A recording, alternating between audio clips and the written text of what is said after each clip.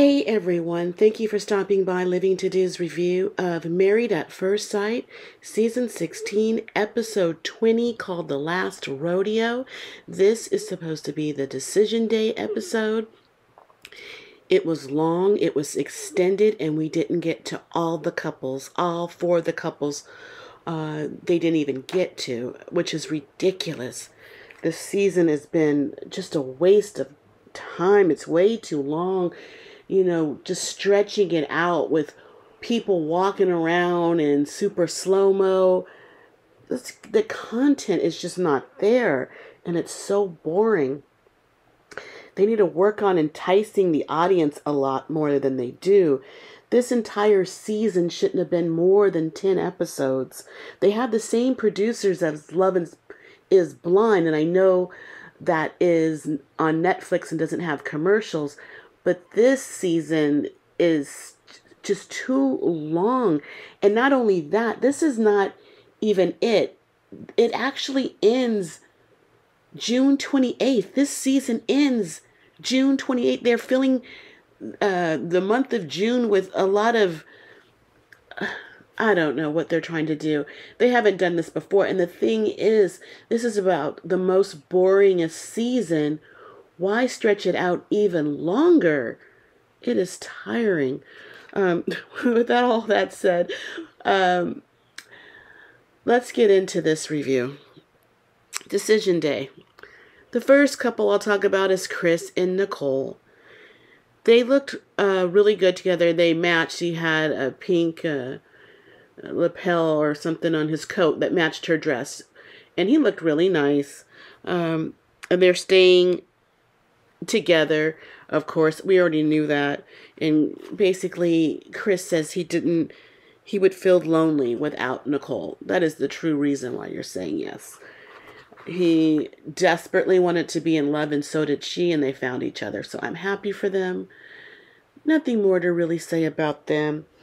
The next couple I'll talk about is Clint and Gina. I thought Clint looked really nice in his light blue suit. They come off as friends, and we knew they were going to say no. They stretched it out, and I'm sure it was a lot of weird editing, and Clint even said he could do this all over again with Gina. But we knew that wasn't going to work out. Gina was not in the right headspace for Clint. Okay, let's talk about Jasmine and Eris. Now, you know Jasmine. She is so beautiful, and she always looks beautiful. And again, she looked beautiful in her dress. It looked like she was going to a pageant. It was sparkling green dress. She looked really, really nice. And Eris, I really can't say that without Eris. I didn't really care what he had on, but their decision, which wasn't really surprising. I think it was a little bit surprising coming from Jasmine. She said no. They asked her first, and she said she wanted a divorce. This is not how she thought marriage would be, and it was sad. I think they will remain friends. Eris, he said he wanted to divorce. He needed her to have more self-love, and she questioned him about that. You don't think I love myself? And apparently he's in the mirror every morning talking about how much he loves himself. Maybe a little too much. You couldn't let somebody in. I don't know what his real problem was with her. Maybe he'll tell it later. Jasmine said he had commitment issues, and that was clear. He was talking about, he thought more about marriage, sex. Everything was about sex. And you're supposed to get to know somebody on a deeper level. You should try that first. This wasn't attracted at first sight. He got it all wrong. He just came in with the wrong headspace. I don't know what he really thought this would be, but he didn't approach it the right way. And that's basically why it didn't work out for him. I just thought Eris, he kept talking, and sounded like bull. It's just like, please shut up. He's just very simple and shallow, and that's just boring. Nothing about him is captivating. He had these weird social skills that he couldn't even look his wife in the eye, which was weird. He needs to work on that. Um, Good luck to him. And Jasmine, I wish her the very best. I know there's somebody out there who is watching this show, looking at her, or somebody she's going to run into. She's a beautiful girl, a great catch. And I wish the best for her. Okay, the last couple. The last couple is Shaq and Kirsten, and they didn't even give their decision. 2 hours of nothing, and these two didn't give their decision. They're always trying to make us think, are they going to say yes? They're going to say no. I don't know what they're going to say. But what I am going to say is Shaq's suit was ridiculous. He looked like a clown.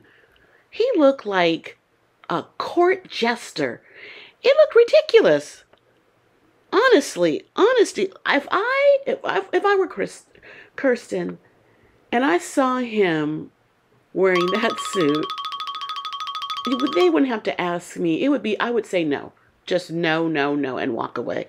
I just can't be around anybody who would think that that was a good decision to wear that clown suit like that. I was embarrassed. It's just, ugh. You couldn't be around me.